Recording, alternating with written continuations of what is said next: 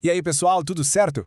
Se você já se sentiu assim, olhando para uma montanha de dados sem saber por onde começar para achar o que precisa, essa nossa conversa de hoje é para você. A gente vai dominar de vez uma das ferramentas mais poderosas do SQL, a cláusula WHERE. Pensa comigo nesse cenário que é super comum. Uma tabela com, sei lá, milhões de registros de clientes, de produtos, de vendas. É como procurar uma agulha num palheiro digital, né? Como é que a gente filtra esse ruído todo para achar informação que de fato vai responder nessa pergunta? E o problema é exatamente esse, o excesso de dados. Sem um jeito de filtrar, sabe, de focar, nossos relatórios não servem para nada e as respostas que a gente tanto busca continuam ali, escondidas. A gente precisa de uma ferramenta para ir direto ao ponto. E essa ferramenta tem nome, é a cláusula WHERE. Pensa nela como se fosse o porteiro do seu banco de dados. É o WHERE que decide quem entra e quem fica de fora, tudo baseado nas regras que nós vamos definir. E o mais legal é que a sintaxe básica é super simples, super lógica. A gente diz select, as colunas que queremos, from, a tabela, e aí vem o where, onde a gente define a nossa condição. É aqui que a mágica toda acontece. Dá uma olhada nesse exemplo prático. A gente está selecionando nome e cidade, lá da tabela clientes, e com o where a gente especifica cidade igual a Curitiba. O que isso quer dizer? Que a gente só quer os registros que batem exatamente com essa condição. Simples, poderoso e, nossa, direto ao ponto. Mas a gente sabe que o mundo real não é tão simples, né? E se a gente quiser clientes com mais de 30 anos? Ou produtos que custam menos de R$ 50? Para isso, a gente vai precisar de mais algumas ferramentas no nosso cinto, os operadores. E os primeiros são os operadores relacionais. Eles são tipo os tijolinhos básicos da nossa construção. São eles que vão dizer para o banco de dados como ele deve comparar os valores na hora de filtrar. Essa tabela aqui é a nossa caixa de ferramentas de comparação. Com o igual, o diferente, maior que, menor que, a gente consegue traduzir praticamente qualquer pergunta de negócio em uma condição de filtro. Dominar isso aqui é o primeiro passo para fazer consultas realmente inteligentes. Ok, até aqui tudo bem. Mas e quando a gente precisa de algo mais específico? Tipo, clientes de São Paulo que compraram nos últimos 30 dias. Percebe? Aqui, uma condição só não resolve. A gente precisa combinar critérios. É exatamente aqui que entram os operadores lógicos, o AND, o OR e o NOT. Pensa neles como a cola que vai unir as nossas condições, permitindo que a gente construa regras super complexas direto na nossa consulta. Com o AND, a lógica é bem restritiva. É um E mesmo. Nesse nosso exemplo, o produto precisa ter o preço maior que 50 e também ter estoque maior que 0. Se uma dessas duas coisas for falsa, o registro já era, está fora. As duas precisam ser verdadeiras. Já o O é o contrário, ele é inclusivo. Ele expande nossa busca. Aqui a gente quer clientes que são de Curitiba ou de Londrina.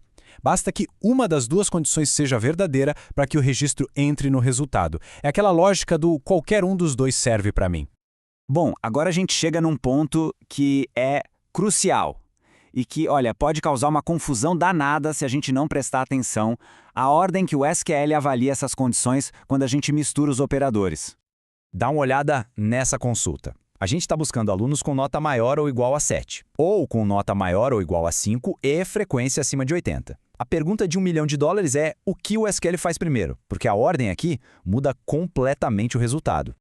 E aqui está o segredo, o pulo do gato. Por padrão, o SQL tem uma ordem de precedência. Ele sempre resolve as condições com AND antes de resolver as com OR. Isso quer dizer que, sem a gente fazer nada, ele agrupa nota maior ou igual a 5 and frequência maior ou igual a 80 primeiro, o que provavelmente não é o que a gente queria. Essa é a regrinha de ouro do SQL. Ele sempre vai resolver primeiro o NOT, depois todas as condições que estão ligadas por AND e só no final as que estão ligadas por OR. Tá, mas a gente não pode ficar refém dessa regra, né? Como é que nós, os desenvolvedores, assumimos o controle e falamos para o banco de dados exatamente como a nossa lógica tem que funcionar? A solução, felizmente, é muito simples e elegante: usar parênteses. Funciona igualzinho na matemática que a gente aprendeu na escola, sabe? Agrupando as condições e forçando a ordem que a gente quer. Olha a diferença que faz agora. Quando a gente coloca nota maior ou igual a 7 ou nota maior ou igual a 5 entre parênteses, A gente está obrigando a SQL a resolver essa parte primeiro. O resultado disso, que vai ser verdadeiro ou falso, é que vai ser comparado com a condição da frequência usando o AND. Pronto. Agora a lógica está clara, está explícita e sob o nosso controle. Acabou a ambiguidade.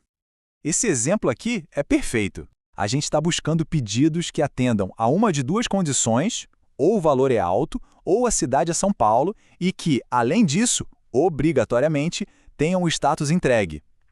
Os parênteses garantem que essa verificação do status se aplica ao grupo inteiro e não só à condição da cidade. Ufa! Então, como dar uma recapitulada? Com poucos comandos, a gente desbloqueou um poder imenso. O poder de transformar aquele mar de dados brutos em respostas concretas. Se liga nesses pontos-chave. O where é o seu filtro. Os operadores relacionais são as suas ferramentas de comparação. And e or são como você combina as regras. E os parênteses? Os parênteses te dão o controle total. Dominar isso é o que separa quem só guarda dados de quem extrai inteligência deles. Beleza? Dominamos o where, mas o universo do SQL é gigante. A gente pode falar de joins, group by, subqueries. Qual desses tópicos vocês querem ver destrinchado aqui no canal? Deixa sua sugestão aí nos comentários que eu leio todas, prometo. E se essa aula te ajudou a clarear as ideias sobre a SQL, a melhor forma de dar aquela força é deixando seu like e compartilhando com aquele colega que também está na batalha para aprender e, claro, se inscrevendo para não perder os próximos conteúdos. O apoio de vocês é o que me motiva a continuar criando cada vez mais. Muito obrigado e até a próxima!